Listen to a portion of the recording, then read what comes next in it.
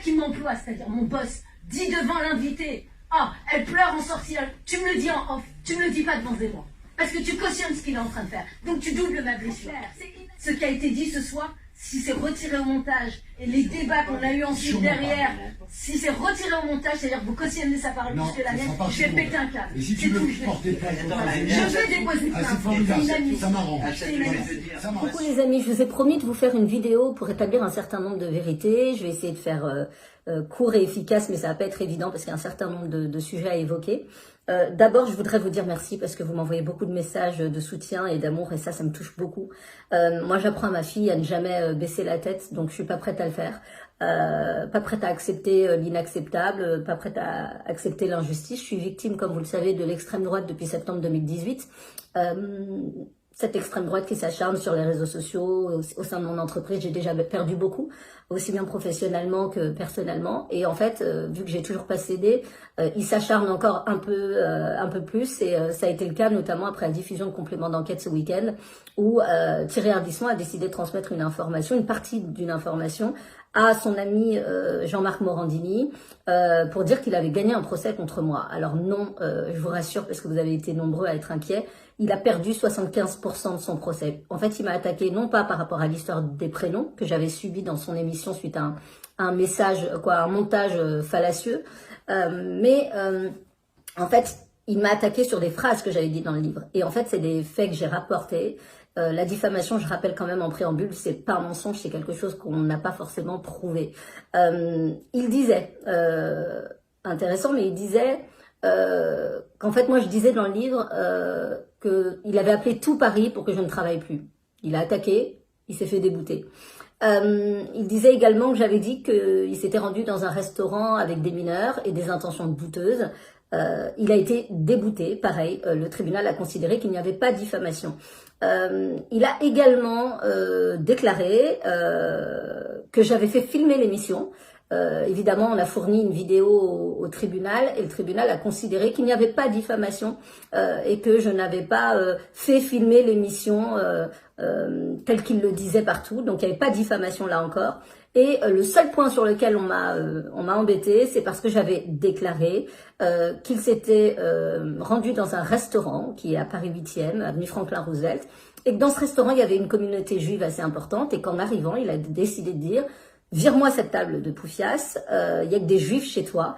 Et le tribunal a considéré que j'amenais pas la preuve de mes propos et donc c'est uniquement là-dessus que le tribunal a décidé de me condamner à 1 euro symbolique. Voilà, donc il a un peu arrangé la vérité en expliquant à son avantage qu'il avait gagné un procès qu'il n'a réellement pas gagné. Il a perdu 75% de son procès et ça c'est une stricte vérité.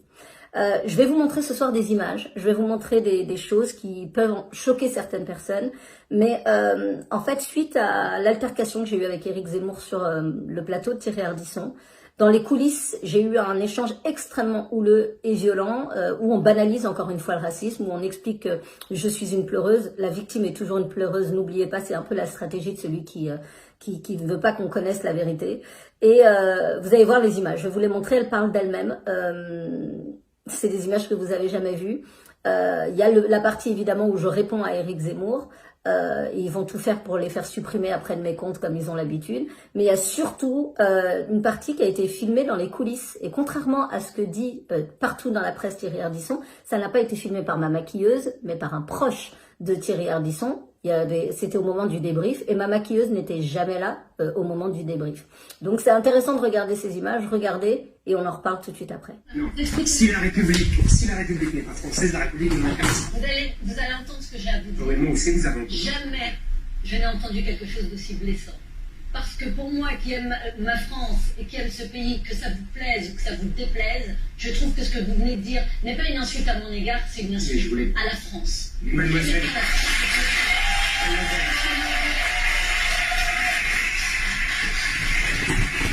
C'est extrêmement blessant. C'est votre prénom qui est une insulte à la France. Mon prénom Parce est que une insulte à la France n'est pas une terre vierge. Mon prénom est une insulte. Vous me laissez à la parler. France. La France n'est pas une terre vierge. La France n'est pas une terre vierge, c'est une terre avec une histoire. Ouais. Avec une histoire, avec un passé.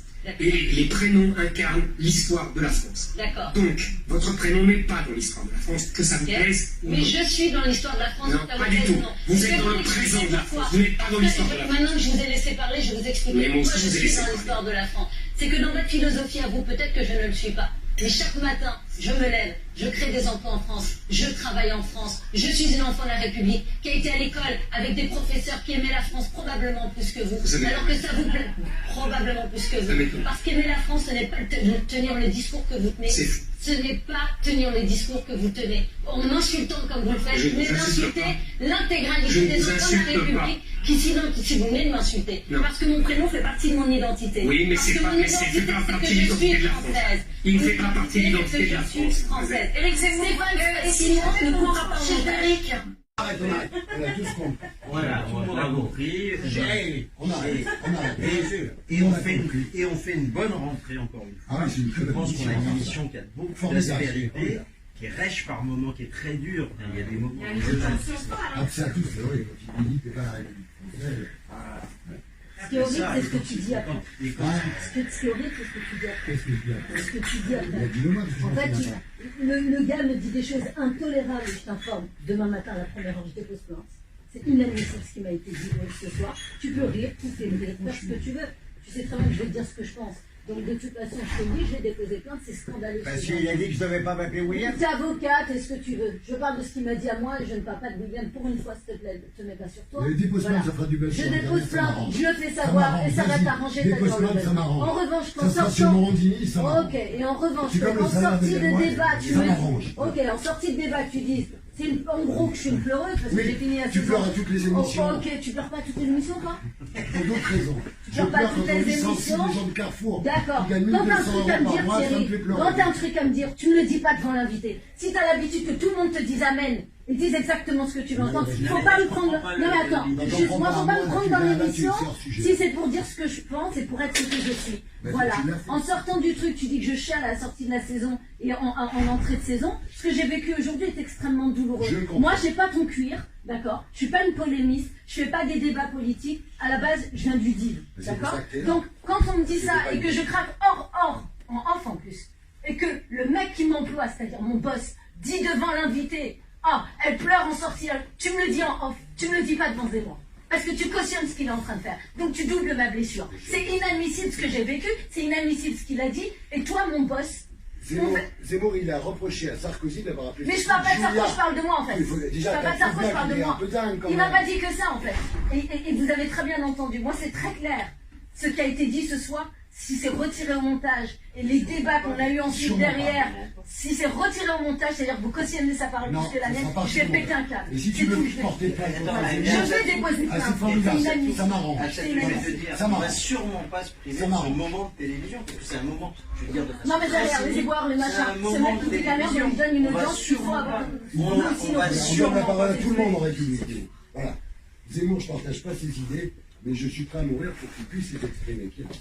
Condensé. Alors, sois prêt à mourir pour que j'exprime les miennes. Mais attends, Sois prêt à mourir, mais sois prêt à il me mourir semble pour que que t'as pas- j'exprime les miennes Mais et il me semble que que ça t'as- ne te fasse pas dire de façon Attends, ironique oh, la pleureuse. Non, mais attends. C'est tout. Attends. Il y a distingue deux choses, le off et le on. En on, tu as quand même largement répondu à Zemmour. Bien, très largement. Mais heureusement. Donc ne dis pas qu'on te censure, parce que là, je te laisse Non, pas je dire dis ça. que je ne veux pas que ce soit censuré. Il y Pas a eu des censuré, débats moi, où j'ai quand été on censuré. s'en Il y en a Et eu. si tu veux porter plainte, encore une fois, Je vais déposer plainte. ça fera des C'est titres dans toute la presse inadmissible. C'est télé. Et moi, inadmissible. ça m'arrange. Ouais, c'est bien. Mais prends quand même un tâche en avocat, parce que ce qui te dit n'est pas agréable à entendre. Mais c'est une opinion. J'en ai je rien vois à pas foutre sur de quelle perdre. base. Je déposerai plainte quand Diffamation, même. c'est une J'en ai rien à foutre de perdre. Si tu veux faire, je veux bien payer les Je mettrai 3000 balles sur la Mais table si s'il tu le veux, faut. je suis pas là pour pour dirais-je, te dire de ne pas le faire. Je dis simplement que il y a un moment où si tu déposes plainte, il faut faire une grieffe. T'inquiète pas, je l'ai, il n'y a pas de sujet. Il n'y a pas de sujet. En revanche, c'est le boss de l'émission.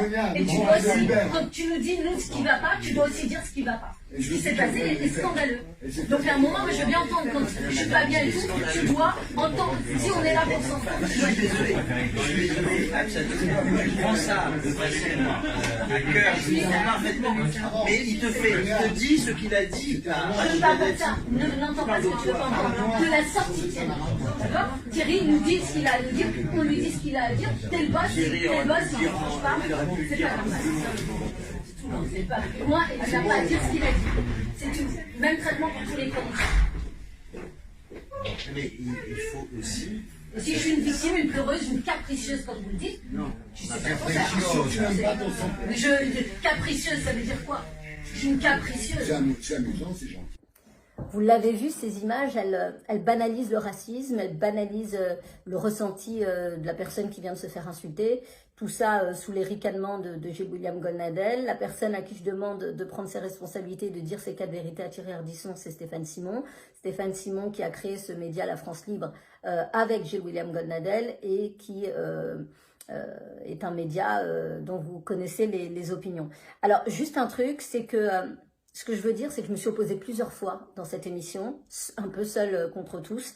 Le jour où, par exemple, l'animateur m'a expliqué que les races supérieures devaient aider les races inférieures, que c'était pas lui qui le disait, c'était Léon Blum, mais que je ne savais pas qui était Léon Blum parce que je ne lisais pas le livre. Il s'est trompé. J'ai toujours, avec détermination, refusé tout ça, et donc à la fin, ils avaient effectivement un peu de mal à accepter que je sois là. Ça a été notamment le cas lorsqu'ils ont souhaité, à la fin de la saison, me mettre de côté dans une émission où était présent Gilbert Collard, et ils ne souhaitaient pas que je l'embête trop, parce que c'était un ami de Gilles William Goldnadel, et donc par conséquent, ils ont voulu, j'ai appris dans les coulisses effectivement que je ne devais pas être présente, et ils ont décidé finalement, pour éviter la censure, d'accepter que je puisse apporter une certaine contradiction, pour éviter que ça devienne de la propagande. Donc voilà, bref. Je vais m'arrêter là sur ces déclarations-là. C'est évidemment pas terminé. Je voudrais vous dire qu'en fait, suite à cette séquence que vous voyez, suite à ce qu'il s'est passé, j'ai alerté la direction du groupe Canal+. J'ai écrit à mes dirigeants et je leur ai fait savoir que, notamment quelques jours après, j'ai alerté la direction de Canal+, assez rapidement parce que je sentais que l'ampleur des intimidations qui allaient me tomber dessus. Un soir, je reçois un article qui donne des informations confidentielles uniquement connues de Thierry Ardisson et de Stéphane Simon. Cet article est écrit par Raphaël Saint-Ville, qui est un ami de Thierry Ardisson. Il est relayé instantanément sur un média dans lequel officie Gilles William Goldnadel, et cet article, il émanait donc du Point, dans lequel officiait Franz-Olivier Gisbert. Donc voilà, peut-être coïncidence, en tout cas, c'était assez surprenant. Bref, Thierry Ardisson n'a pas arrêté de dire que j'avais fait filmer ces séquences à son insu, et c'était une façon peut-être de créer le doute autour de moi pour que je ne puisse pas travailler de nouveau dans la profession. Ce qui est sûr, c'est que la séquence que vous venez de voir a été filmée par un proche de Thierry Ardisson qui était écœuré de ce qui venait de se passer. Et surtout, en fait, ça ne peut pas être ma maquilleuse qui n'était jamais là au débriefing. Et ça, c'est une réalité que vous connaissez tous dans l'équipe des Terriens. Voilà, donc je vous ai dit plein de choses et je terminerai simplement sur le fait que je garde un certain nombre d'éléments pour les procédures qui sont en cours, que je continuerai à me battre parce que je refuse ce type de comportement et d'attitude. Demain, c'est le 9 novembre, le jour de la mort de De Gaulle, et il envisage, une personne envisage d'annoncer sa candidature et de représenter le parti de la haine et du rejet en France.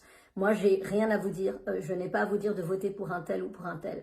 En revanche, j'aimerais bien que nous puissions être, non pas contre, mais pour le partage, pour le respect, pour l'ouverture d'esprit, pour arrêter de stigmatiser une partie de la population, pour arrêter de montrer cette image honteuse de la France à l'international, pour cette France silencieuse.